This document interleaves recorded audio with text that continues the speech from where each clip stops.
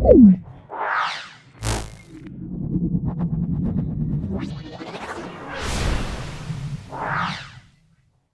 আসছি আজকে আমরা লাস্ট স্কুল, সেটা হলো তারকেশ্বর গার্লস হাই স্কুল। 21 নম্বর স্কুলটা আমরা সলভ করব। এখানে ফিজিক্যাল সায়েন্স এবং লাইফ সায়েন্সের পোর্শনটা আছে। তোমাদের কাছে অনুরোধ রইল, তোমরা ভিডিওটা প্রথম থেকে শেষ পর্যন্ত দেখবে। যদি ভালো লাগে একটা লাইক করবে, কারণ লাইক করলে তোমরা অন্যান্য বন্ধুবান্ধবের মধ্যে এই যে ভিডিও লিঙ্কটা চলে যাবে। তোমাদের বলবো তোমরা অবশ্যই লাইক করবে। আরেকটা কথা বলে দিই, প্লেলিস্টে প্রত্যেকটা ভিডিও আছে, তোমরা এক এক করে ভালো করে দেখে নেবে। ক্লাস 7-এর সেকেন্ড সামেটিভ বলে প্লেলিস্টটা আছে, ভালো করে দেখে নেবে। প্রত্যেকটা ভিডিও তোমরা দেখে নেবে এবং যদি ভিডিওগুলো ভালো লাগে অবশ্যই ভিডিওগুলোকে তোমরা লাইক করবে।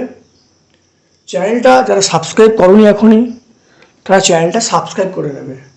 চ্যানেলটা সাবস্ক্রাইব করলে যখন আমি ভিডিও আপলোড করব তখন সেই ভিডিও লিঙ্কটা বা সেই ভিডিওটা তোমাদের কাছে চলে যাবে। চলে আসছি আজকে 208 পেজে, সেটা হলো 21তম স্কুল। দেখে নাও, সেটা হলো সমতল আয়নার সঙ্গে লম্বভাবে আলোকরশ্মি ওই আয়নার ওপর আপতিত হলে প্রতিফলন কোণ কত হবে। দেখে নাও, সমতল দর্পণের উপর যখন আলো লম্বভাবে পড়বে তখন আপাতন কোণ প্রতিফলন কোণের মানটা 0 ডিগ্রি হবে। তাহলে এটা অপশান এ বলা আছে 90 ডিগ্রি, অপশান বি বলা আছে 0 ডিগ্রি, অপশান সি বলা আছে 180 ডিগ্রি, অপশান ডি বলা আছে 45 ডিগ্রি। অর্থাৎ যখন আলোকরশ্মি সমতল দর্পণের সঙ্গে লম্বভাবে আপতিত হবে, এর মানে হলো আপাতন কোণ 0 ডিগ্রি। আপাতন কোণ 0 ডিগ্রি হওয়ার অর্থ হলো প্রতিফলন কোণও 0 ডিগ্রি। তাহলে এখানে অপশান বি আমরা লিখব 0 ডিগ্রি। তারপর দেখো, রামধনু সৃষ্টির কারণ। অপশান এ নিয়মিত প্রতিফলন, অপশান বি বিচ্ছিন্ন প্রতিফলন, অপশান সি আলোর বিচ্ছুরণ, অপশান ডি আলোর বিক্ষেপণ। তাহলে দেখে নাও, রামধনু যে সৃষ্টি হয় সেটা অপশান সি আলোর বিচ্ছুরণের জন্য। চুম্বকত্বের নিশ্চিত প্রমাণ হলো নাম্বার এ শুধুমাত্র আকর্ষণ ধর্ম, এটা বি বিকর্ষণ ধর্ম, সি আকর্ষণ বিকর্ষণ দুটোই, ডি হলো আবেশী ধর্ম। তাহলে এটা কোন ধর্ম হবে? বিকর্ষণী চুম্বকত্বের প্রকৃষ্ট প্রমাণ। তাহলে অপশান বি আমরা বলব বিকর্ষণ ধর্ম। তারপর দেখো 4-টায় তড়িতের সুপরিবাহী হলো অপশান এ আমরা বলব, অপশান এ সেটা কাঠের স্কেল, অপশান বি প্লাস্টিকের স্কেল, অপশান সি লোহার পেরেক, অপশান ডি চীনামাটির কাপ। তাহলে তড়িতের সুপরিবাহী যেটা হলো সেটা হলো আমরা কি বলবো, অপশান সি বলবো, লোহার পেরেক হলো তড়িতের সুপরিবাহী। তারপর দেখো 5-টা প্রচলিত শক্তির উৎস হলো অপশান এ সৌরশক্তি, অপশান বি কয়লা, অপশান সি জৈব শক্তি, অপশান ডি জোয়ার ভাটা শক্তি। তাহলে প্রচলিত শক্তি আমরা কি বলবো, কয়লা বলবো। সৌরশক্তি, তারপরে জৈব শক্তি, জোয়ার ভাটা শক্তি, এগুলো সব হলো অপ্রচলিত শক্তি বা এগুলোকে বলা হয় পরিবেশ বান্ধব শক্তি। তাহলে কয়লা হলো প্রচলিত শক্তি, সেটা হলো পরিবেশ বান্ধব নয়। তাহলে প্রচলিত শক্তির উদাহরণ হলো আমরা এখানে বলবো কয়লা। তবে শূন্যস্থান পূরণ করতে বলছে 2-1-টা। সুচিত্র ক্যামেরায় ড্যাশ গঠিত হয়। সুচিত্র ক্যামেরায় এটাও লিখবে প্রতিকৃতি গঠিত হয়। সুচিত্র ক্যামেরায় প্রতিকৃতি গঠিত হয়। নিয়মিত প্রতিফলন হয় ড্যাশ তলে, এটা লিখবে মসৃণ তলে। নিয়মিত প্রতিফলন হয় মসৃণ তলে। আয়নায় গঠিত প্রতিবিম্বের সংখ্যা, আয়নায় গঠিত প্রতিবিম্বের ড্যাশ হয়, এটা পার্শ্বীয় পরিবর্তন। আয়নায় গঠিত প্রতিবিম্বের ড্যাশ হয়, এটা লিখবে পার্শ্বীয় পরিবর্তন। পার্শ্বীয় পরিবর্তন। তাহলে আয়নায় গঠিত প্রতিবিম্বের ড্যাশ হয়, পার্শ্বীয় পরিবর্তন হয়। 4 নম্বর, ড্যাশকে প্রাকৃতিক চুম্বক বলা হয়, এটা বলবে লোডস্টোন।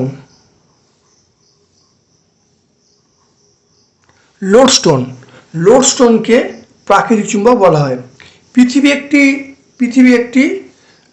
পৃথিবী নিজেই একটি ড্যাশ, এটা আমরা বলবো চুম্বক। পৃথিবী একটি নিজেই চুম্বক। এলইডি মানে এর পুরো অর্থ হলো আমরা বলবো লাইট এমিটিং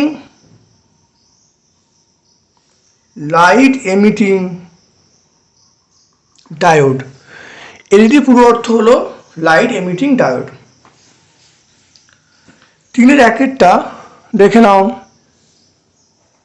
সেটা হলো আলোর প্রতিসরণের চিত্র অঙ্কন করে আপাতিত রশ্মি, প্রতিসৃত রশ্মি, আপাতন কোণ, প্রতিসরণ কোণ চিহ্নিত করতে বলছে।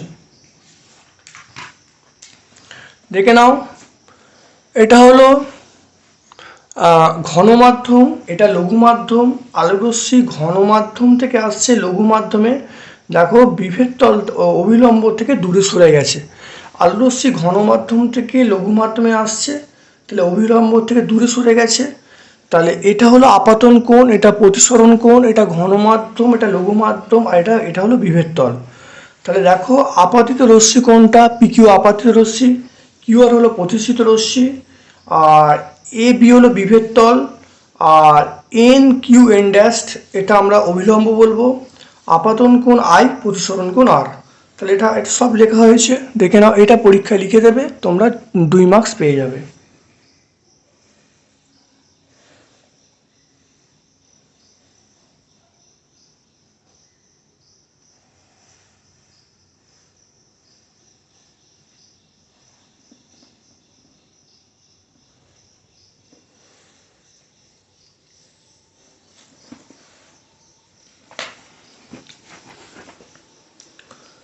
তারপর দেখো 3-এর 2-এরটা, একটি চুম্বক অঙ্কন করে উত্তর মেরু, দক্ষিণ মেরু, উদাসীন অঞ্চল, চুম্বক দৈর্ঘ্য চিহ্নিত করতে বলছে। দেখো একটা চুম্বক এঁকেছি, এটা এনএস, এটা উত্তর মেরু, এটা দক্ষিণ মেরু। তাহলে এন মানে উত্তর মেরু, এস মানে দক্ষিণ মেরু, আর এন থেকে এস পর্যন্ত দূরত্বকে চুম্বক দৈর্ঘ্য বলে। আর মাঝখানে অঞ্চলটাকে আমরা উদাসীন অঞ্চল বলবো। তাহলে এইটুকু অঞ্চলকে আমরা কী বলবো, উদাসীন অঞ্চল বলবো।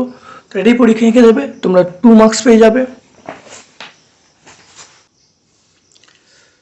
তারপরে দেখো 4-এর 1-এরটা, সেল, ব্যাটারি, সুইচ, তার, বাল্ব সহযোগে একটি বদ্ধ বর্তনী আঁকতে বলছে। এরকম আমরা অনেকবার আঁকা হয়েছে, তুমি এবার দেখে নাও।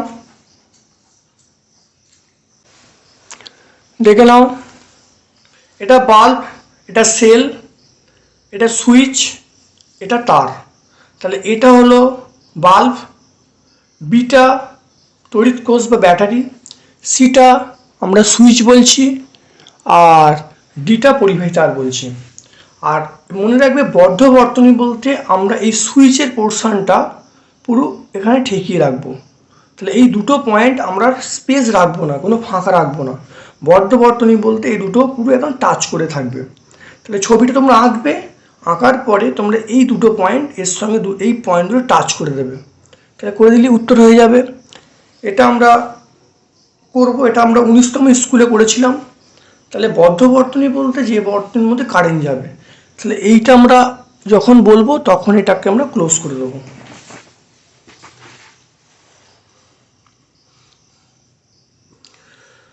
তারপর দেখো একটি পরিবেশ বান্ধব শক্তি উৎসের নাম লিখতে বলছে, এটি ব্যবহারের সুবিধা লিখতে বলছে।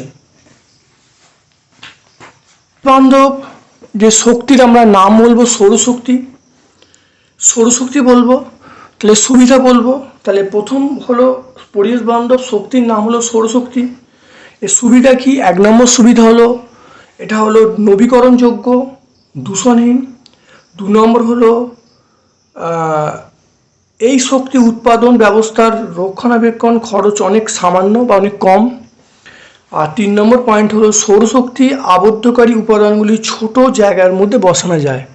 তাহলে 1 নম্বর পয়েন্ট হলো নবীকরণযোগ্য দূষণহীন। 2 নম্বর পয়েন্ট হলো এই শক্তি উৎপাদন ব্যবস্থার রক্ষণাবেক্ষণের খরচ অনেক কম। 3 নম্বর পয়েন্ট হলো সৌরশক্তি আবদ্ধকারী উপকরণগুলি ছোট জায়গাতে বসানো সম্ভব।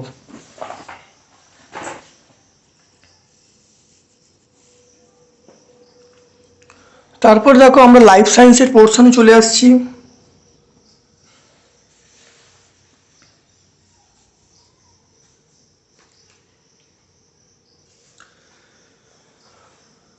দেখো কাণ্ডের যে জায়গা থেকে শাখা বা পাতা বেরোয় সে জায়গাটি হলো অপশান এ পর্ব, অপশান বি কক্ষ, অপশান সি পর্বমধ্য, অপশান ডি বিটক। তাহলে অপশান এ হলো পর্ব। ফুলের যে অংশটি ফলে পরিণত হয়, ফুলের যে অংশটি ফলে পরিণত হয় সেটি হলো অপশান এ বৃতি, অপশান বি দলমণ্ডল, অপশান সি পরাগধানী, অপশান ডি ডিম্বাশয়। তাহলে অবশ্যই অপশান ডি ডিম্বাশয় বলবো। আমের বীজে থাকে অপশান এ একটি বীজপত্র, অপশান বি দুটি বীজপত্র, অপশান সি একটি বীজপত্র থাকে না, অপশান ডি বহু বীজপত্র। তাহলে আমরা বলবো আমের বীজে থাকে দুটি বীজপত্র। তাহলে অপশান বি বলবো দুটি বীজপত্র। দুয়েরটা হলো একটি সরল ফল ড্যাশ। সরল ফল আমরা কি বলবো? আম। তাহলে আম হলো সরল ফল। তারপরে দুয়েরটা দেখো, দুয়েরটা ড্যাশ পত্রবিন্দুকে কাণ্ডের পর্বের সঙ্গে যুক্ত রাখে। এটা আমরা বলবো পত্রমূল। পত্রবিন্দুকে কাণ্ডের সঙ্গে যুক্ত রাখে। পত্রমূল পত্রবিন্দুকে কাণ্ডের পর্বের সঙ্গে যুক্ত রাখে। 3 নম্বর হলো দোপাটি হলো ড্যাশ ফুল। দোপাটি হলো স্বপরাগী ফুল। দোপাটি হলো স্বপরাগী। দোপাটি হলো স্বপরাগী ফুল। দোপাটি হলো স্বপরাগী ফুল। অস্থানিক মূল দেখা যায়। অস্থানিক মূল দেখা যায় ড্যাশ, এটা পাথরকুচি।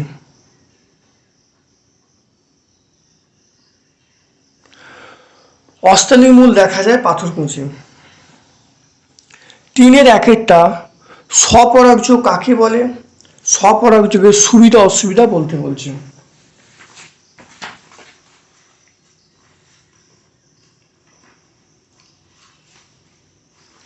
দেখে নাও স্বপরাগযোগ কাকে বলে।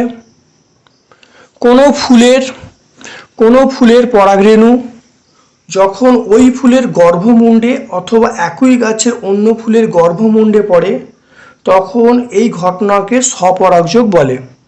উদাহরণ আমরা দোপাটি ফুলের পরাগযোগ বলবো। স্বপরাগযোগের আমাদের সুবিধা অসুবিধা বলতে বলছে। তাহলে স্বপরাগযোগের সুবিধা দেখে নাও, সুবিধা দেখে দাও। 1 নম্বর হলো পরাগরেণু নষ্ট। তাহলে স্বপরাগযোগের সুবিধা 1 নম্বর হলো পরাগরেণু নষ্ট হওয়ার সম্ভাবনা খুব কম।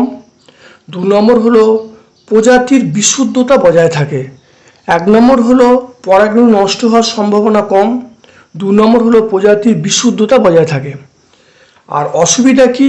অসুবিধা হলো নতুন বৈশিষ্ট্যযুক্ত উদ্ভিদ গঠিত হয় না। নতুন বৈশিষ্ট্যযুক্ত উদ্ভিদ সৃষ্টি হয় না।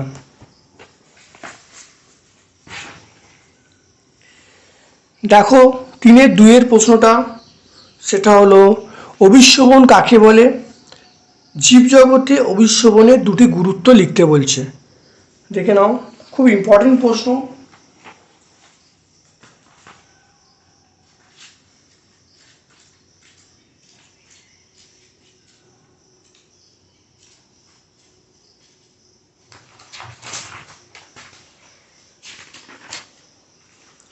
অভিশোভন কাকে বলে দেখে নাও।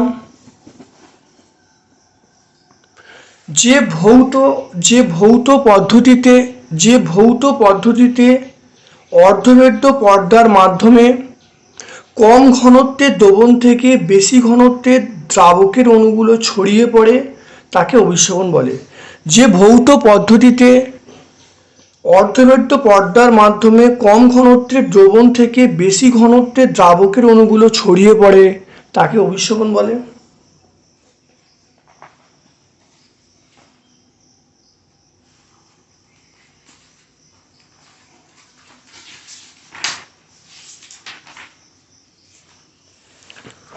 অভিশোভনের গুরুত্ব তোমরা দেখে নাও। 1 নম্বর হলো জলজ উদ্ভিদ মূলরোম দ্বারা মাটি থেকে তাহলে 1 নম্বর পয়েন্ট দেখে নাও অভিশোভনের গুরুত্ব। স্থলজ উদ্ভিদ মূলরোম দ্বারা মাটি থেকে এবং জলজ উদ্ভিদ পরিবেশ থেকে জল এবং জলে দ্রবীভূত পদার্থ জাইলেম বাহিকার মাধ্যমে পাতায় পৌঁছে দেয়। তাহলে স্থলজ উদ্ভিদ মূলরোম দ্বারা মাটি থেকে, জলজ উদ্ভিদ পরিবেশ থেকে জল এবং জলে দ্রবীভূত পদার্থ জাইলেম বাহিকার মাধ্যমে পৌঁছে দেয় অভিশোভন প্রক্রিয়ার মাধ্যমে। এটা মনে রাখবে। নাম্বার 2 হলো বীজের অঙ্কুরোদ্গমে সাহায্য করে। তাহলে মাটি থেকে জল এবং জলে দ্রবীভূত পদার্থ উপরে ওঠে আমরা অভিশোভন প্রক্রিয়ার মাধ্যমে বলবো। আর 2 নম্বর পয়েন্ট হলো যে বীজের অঙ্কুরোদ্গমে সাহায্য করে অভিশোভন প্রক্রিয়া বা অসমোসিস প্রসেস। তাহলে আজকে আমরা 21তম স্কুলটা সম্পূর্ণ সলভ করলাম। দেখো 21তম স্কুলে আমরা ফিজিক্যাল সায়েন্স পোর্শন সম্পূর্ণ সলভ করেছি, তারপর লাইফ সায়েন্স পোর্শন সম্পূর্ণ সলভ করেছি। তাহলে প্লেলিস্টে প্রত্যেকটা ভিডিও দেওয়া আছে, তোমরা প্রথম থেকে শেষ পর্যন্ত দেখবে এবং যদি ভালো লাগে অবশ্যই লাইক করবে। লাইক করলে কি হবে যে আরও বেশি বেশি বন্ধু বান্ধবের কাছে চ্যানেলের লিঙ্কটা চলে যাবে এবং আমি নতুন করে ভিডিও করার একটা উদ্যোগ পাবো। এবং যারা সাবস্ক্রাইব করোনি অবশ্যই চ্যানেলটাকে সাবস্ক্রাইব করে দেবে। আমার পক্ষ থেকে তোমাদের সকলকে ধন্যবাদ জানিয়ে আজকের মতো আমি ভিডিও শেষ করলাম।